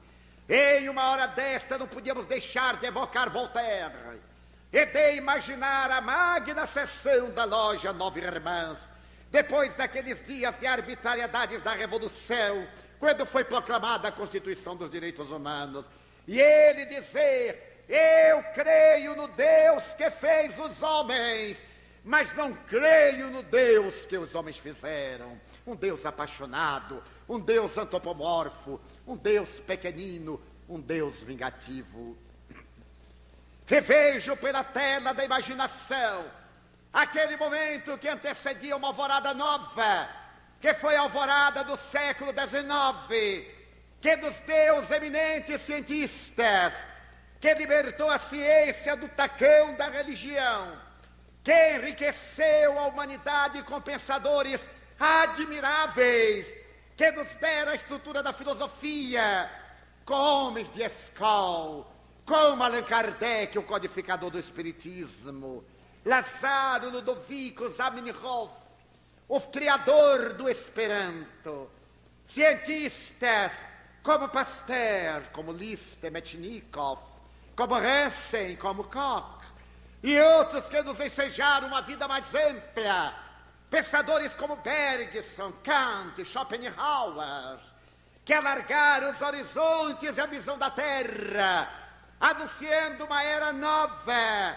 que parece uma Jerusalém libertada, um novo Canaã, quando nós nos pudermos amar a nós mesmos, quando nos respeitarmos a nós próprios. Pedro I, por exemplo, recebeu em Niterói, na loja maçônica, o grau 33, ao lado do admirável Andrada e Silva.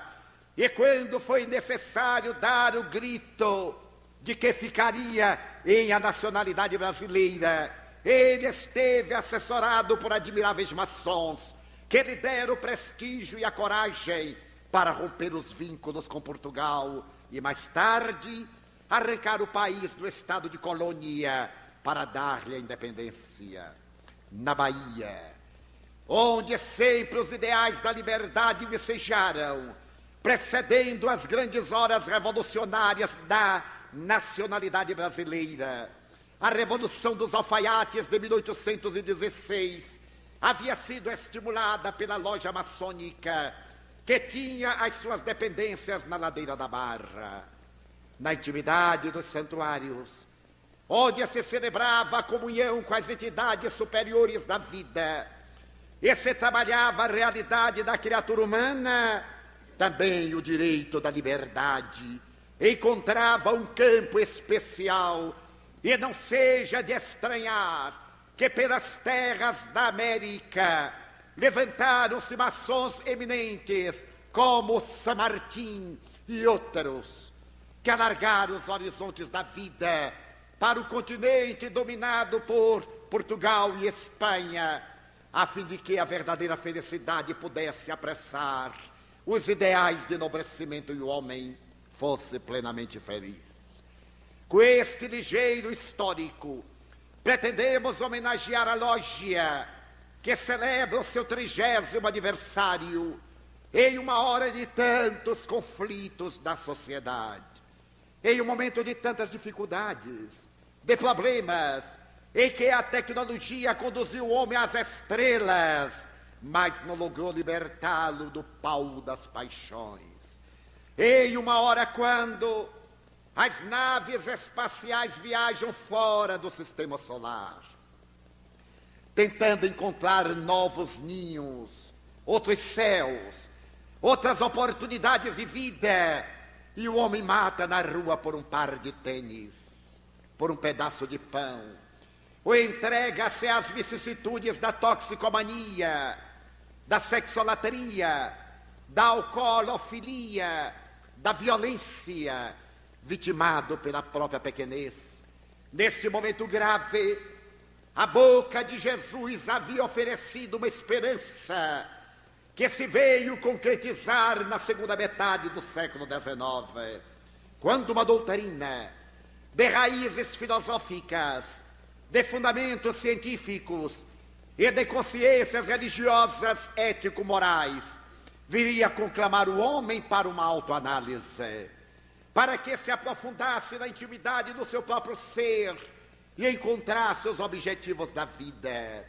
Allan Kardec, o grande codificador da doutrina espírita, que foi considerado maçom, mas que em realidade não se pôde encontrar nos traços biográficos uma documentação probatória, o que de maneira nenhuma diminui a grandeza nem a grandiosidade da maçonaria, mas que era amigo de maçons eminentes, graças ao que foi encontrado na sua casa o comprovante de alguns dos instrumentos da maçonaria, que certamente lhe foram doados por amigos muito chegados, inclusive o avental, com que os maçons celebram o seu culto na intimidade dos seus templos. Allan Kardec ensejou a criatura humana a visão de um mundo feliz através da descoberta da própria consciência. Ciência que estuda a origem, a natureza, o destino dos espíritos e as relações que existem entre o mundo espiritual e o mundo corporal. O espiritismo é uma filosofia de visão otimista que leva a criatura ao relacionamento ótimo entre o seu próximo, ele e a divindade, oferecendo-lhe na imortalidade a base para a luta e na ética do Evangelho de Jesus os meios de comportar-se de maneira feliz, dignificadora, no relacionamento interpessoal, na comunidade na qual se encontra situado.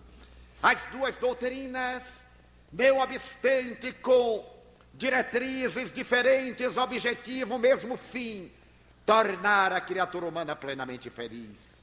E Allan Kardec, conforme se lê o Livro dos Espíritos, na questão 621, teve ocasião de interrogar as entidades venerandas, onde se encontra escrita a lei de Deus.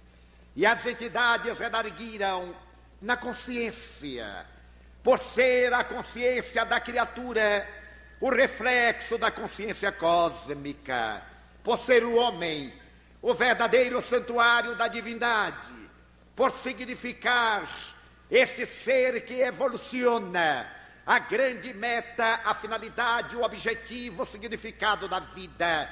Eis que, mais tarde, 100 anos depois de Allan Kardec, a psicologia, realizando um périplo de evolução, vai estabelecer com Carl Gustav Jung que o momento culminante da evolução antropológica, sociológica, psicológica do ser é o momento da aquisição da consciência.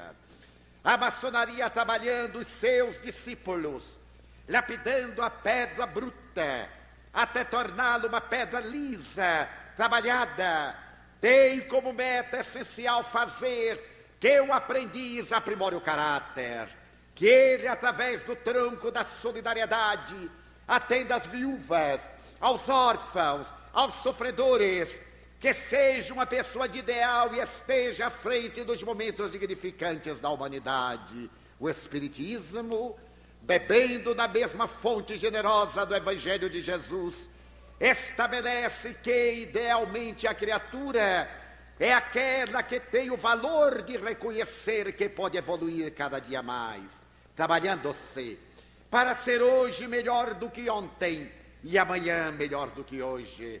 O que equivale dizer ascendendo, lapidando as imperfeições, quebrando as arestas, e nesse atrito do dia a dia, facultando o desabrochar da divindade dentro dele, por cujo único caminho ele pode encontrar a plenitude. Odiernamente, a psicologia estabeleceu que a pessoa, do ponto de vista psicanalítico, é constituída por 4 elementos essenciais: a consciência, a personalidade, a identidade e o conhecimento. A consciência, do ponto de vista psicológico, é o momento em que o ego identifica os conteúdos psíquicos na medida em que tem conhecimento deles. Equivale dizer que somente seremos pessoas de consciência quando podemos identificar todas as nossas aspirações, quando podemos penetrar na intimidade das nossas realizações passadas e olhar para frente sem conflitos, sem desequilíbrios, com uma perfeita tranquilidade, identificando o que devemos fazer, o que podemos fazer e quando deveremos realizar. A visão de consciência junguiana supera a velha tradição do conhecimento. Antes da psicanálise, asseverava-se que uma pessoa de consciência é uma pessoa que sabe. Depois das experiências profundas em que o psiquismo adentrou-se nos conteúdos interiores do inconsciente, descobriu-se que saber não basta. É necessário aplicar esse conhecimento, porque muitas pessoas que conhecem são inconsequentes e muitas pessoas que não conhecem são conscientes. É muito comum encontrarmos indivíduos com nível universitário, com títulos de doutor honoris causa, portadores de uma bagagem intelectual relevante, no entanto, profundamente perturbados no sentido ético. Eles têm conhecimento da vida e agem de maneira arbitrária, agressiva, perturbadora, indignificante, sem oferecer à sociedade, além de informações, exemplos. que possam constituir modelos para as demais criaturas. Carl Gustav Jung estabeleceu que o momento da consciência é aquele que nos caracteriza quando deveremos fazer o que podemos e não fazer o que não devemos. A maioria de nós faz o que pode e não deve, mas raramente faz o que deve, mas não pode. Procura mecanismos desculpistas, atitudes de fuga, e projetando a sua sombra, os seus conflitos, justifica muitas vezes as suas debilidades, longe da responsabilidade do dever.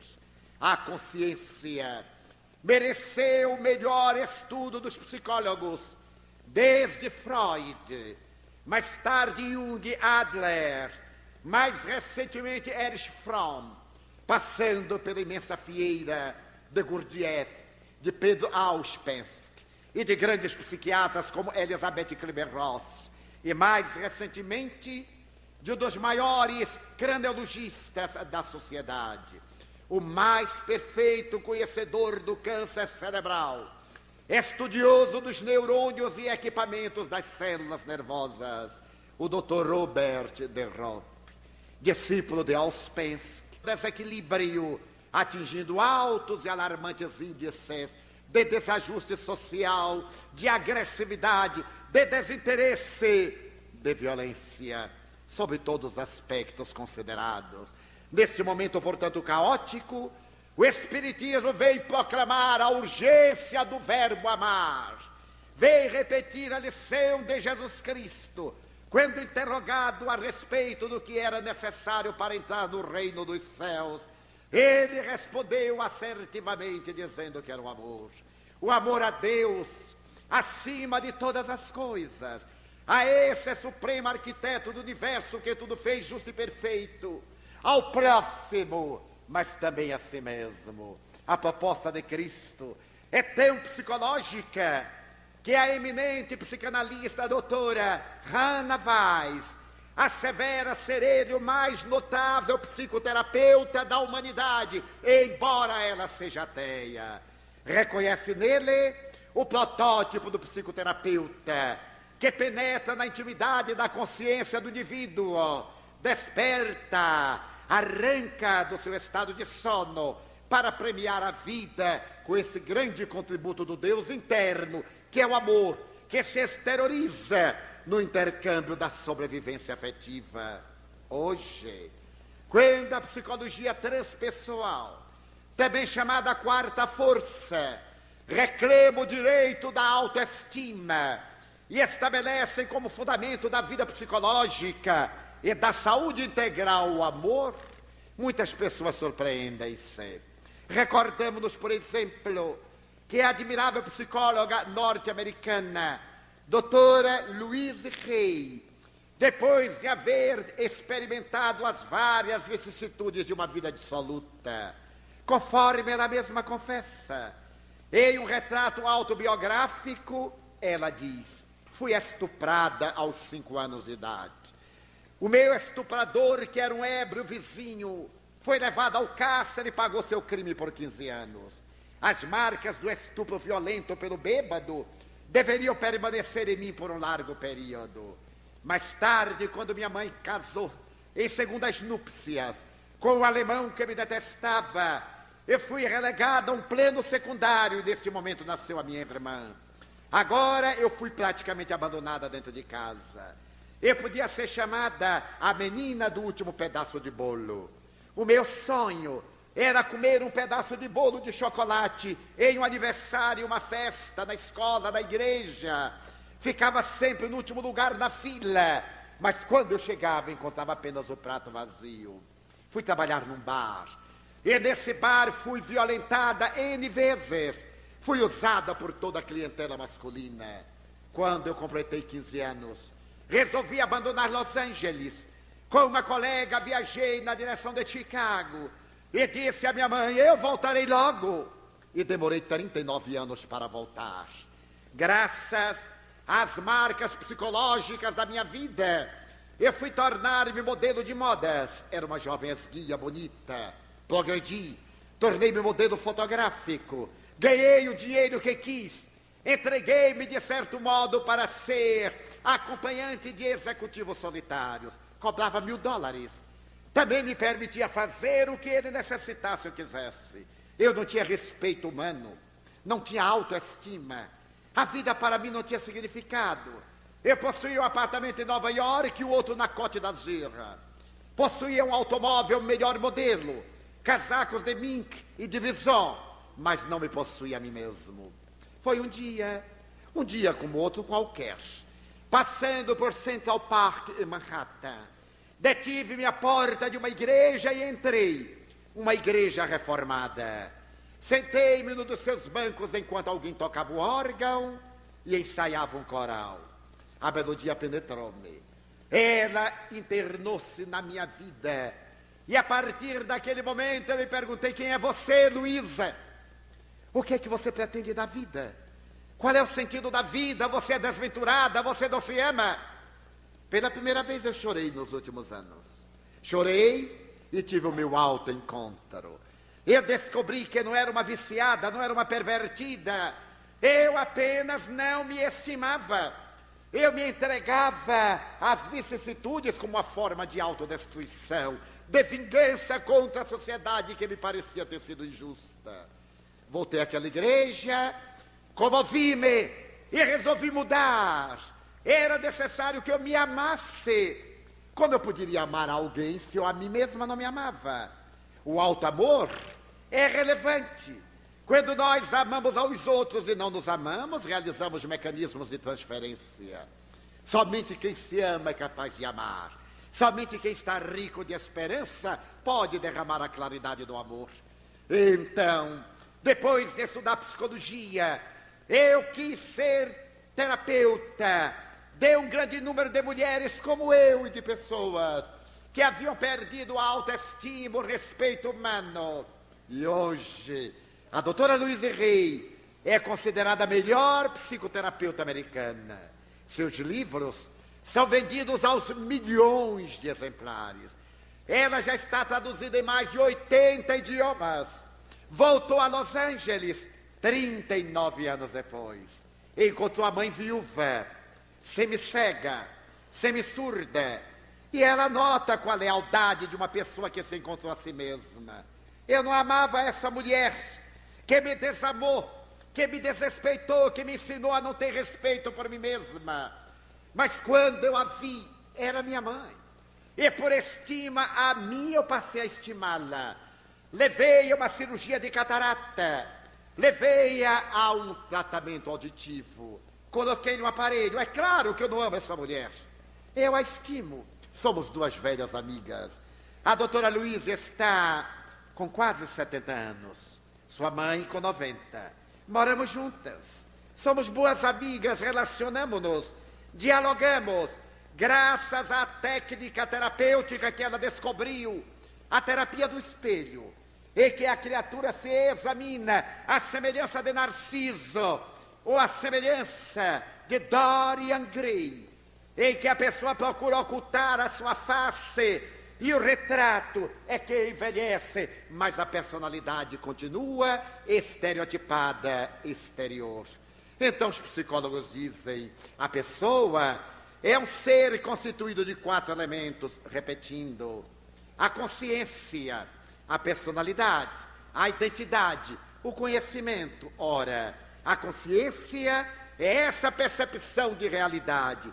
Eu só devo fazer o que posso fazer quando devo fazer. Não é fazer quando eu quero e não posso. Ou fazer quando eu posso, mas não devo. Seria uma violência. Realizar no momento adequado. Ter consciência dos deveres. A segunda parte constitutiva da pessoa é a personalidade. Todos nós somos personalidades várias.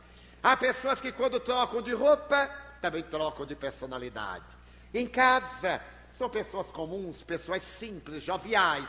Mas quando vão a uma festa, ao banquete, usam traje de gala, mudam de personalidade, tomam empáfia, adquirem uma posição soberana. E a gente se imagina para fulano, vê? Ele muda.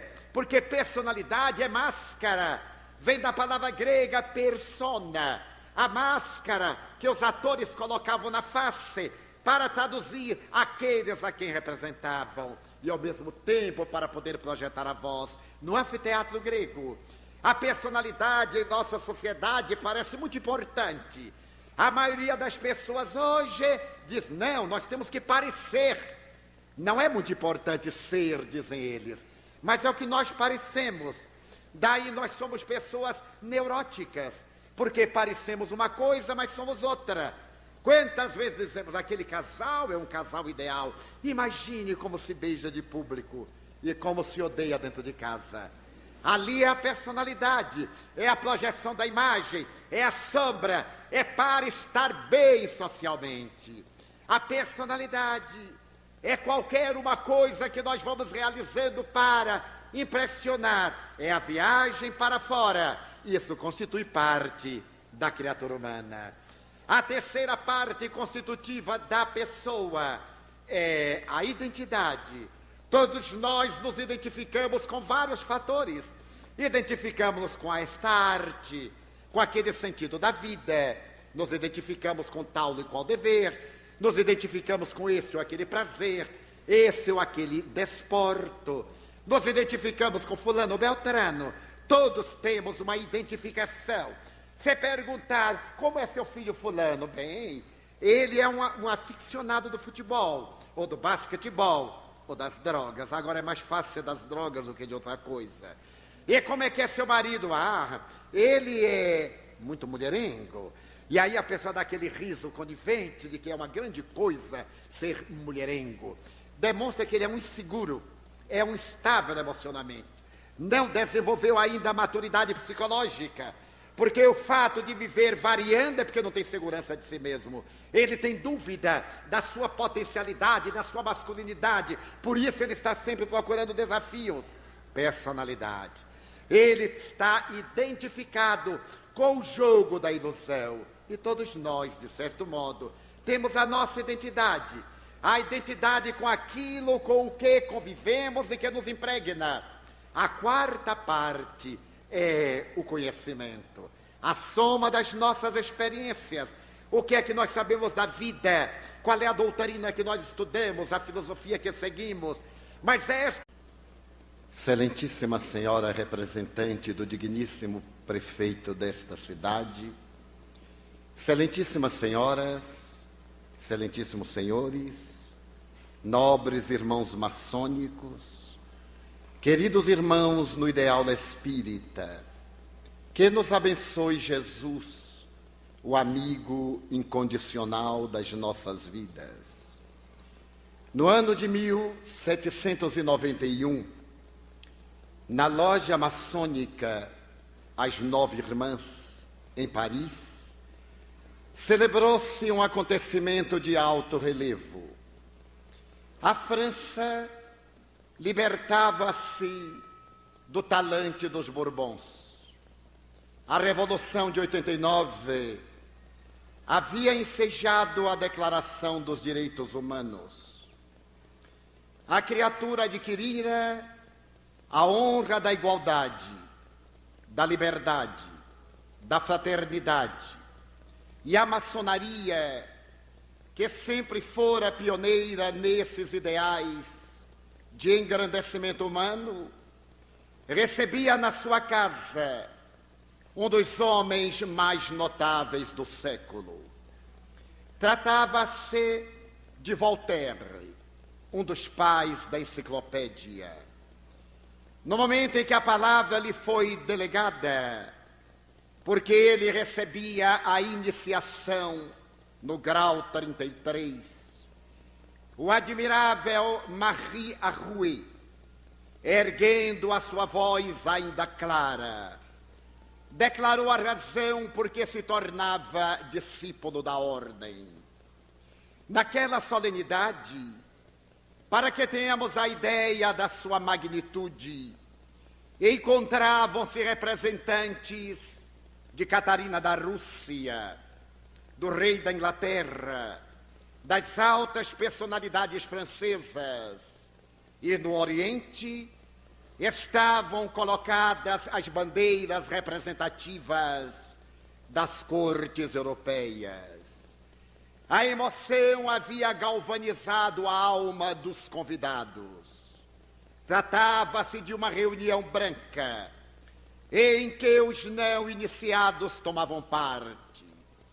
E aquele homem octogenário, sobre cujos ombros repousavam a cultura, a sabedoria e os direitos da criatura humana, prosseguiu o seu memorável discurso. Faço-me maçom, porque encontrei nesta ordem sagrada os ideais da dignidade humana. Aqui eu tive a oportunidade de aprender a amar e a respeitar a criatura humana. Nesta casa, que abre as suas portas aos ideais revolucionários, aprendi também a amar a Deus. Invariavelmente disse que eu não acredito em Deus, e é uma verdade. Eu não acredito em Deus, aquele que os homens fizeram, mas eu acredito em Deus, aquele que fez os homens.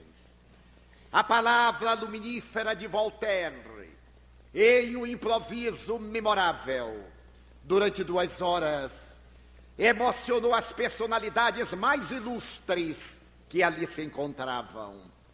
Ao terminar o admirável discurso, ele foi homenageado pelo jovem Benjamin Franklin.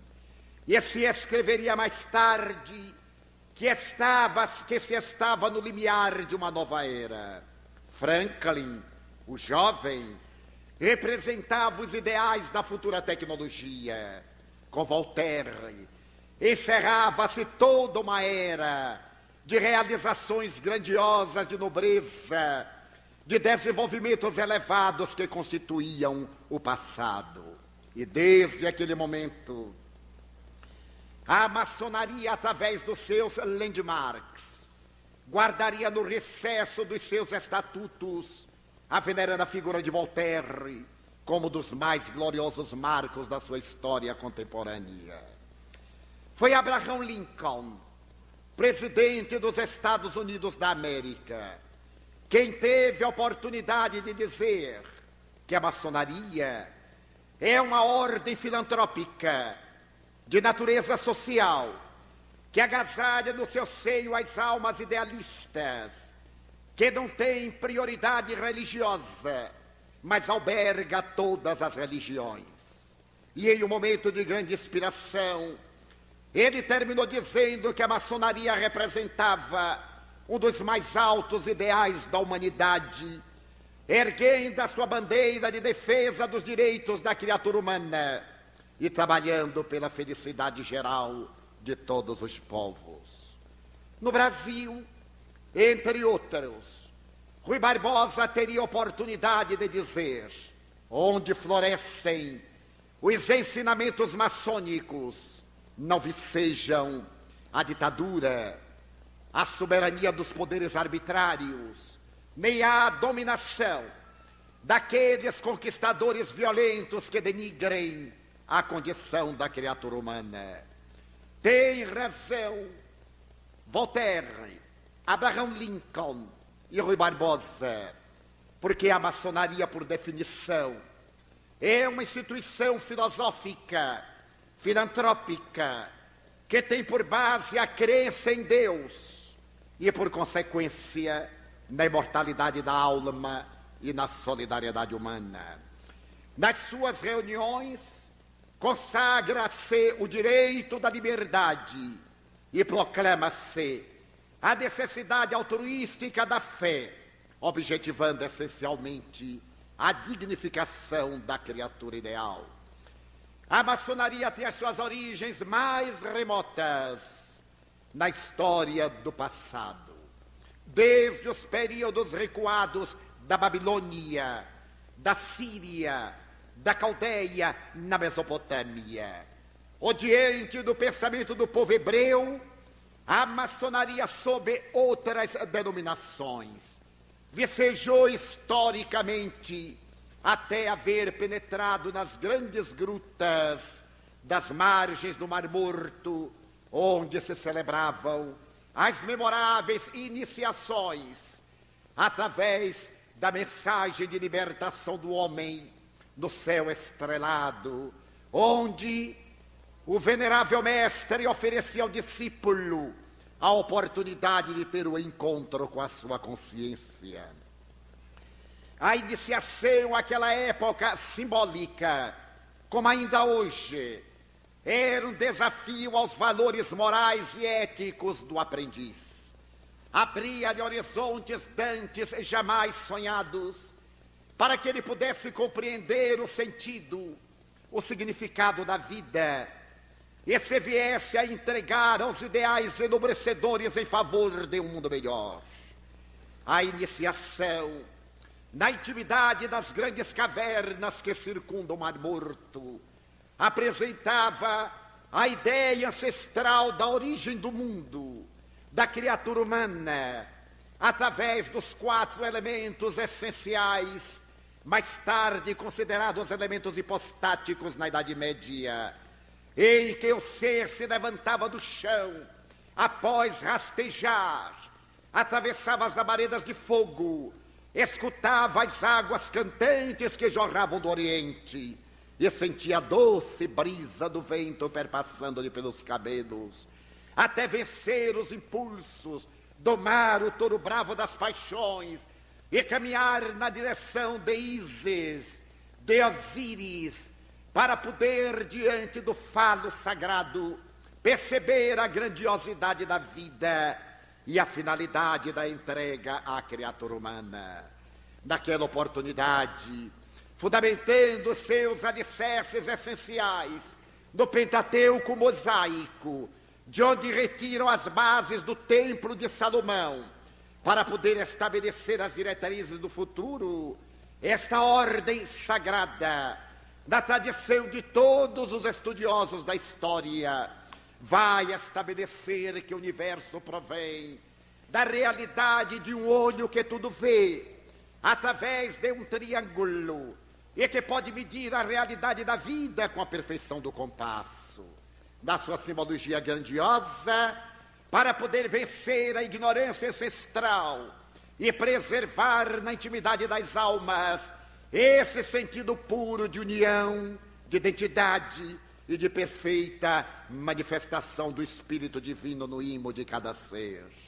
Mais tarde, naturalmente, quando se estabelecem na Idade Média os poderes discricionários dos senhores feudais, quando se levantam os ditadores, e quando as doutrinas religiosas da ortodoxia ancestral proclamam a sua soberania sobre os destinos, a ordem maçônica levanta-se para poder defender o direito dos fracos, dos operários, já que a palavra maçom em francês é obreiro, para que ele tivesse oportunidade também de trabalhar, de erguer as catedrais, os templos da fé, não apenas no mundo exterior, mas também na intimidade dos seus sentimentos. E a história nos conta que em todas as épocas depois do cristianismo e a partir do período medieval, a maçonaria levantou-se sempre contra quaisquer manifestações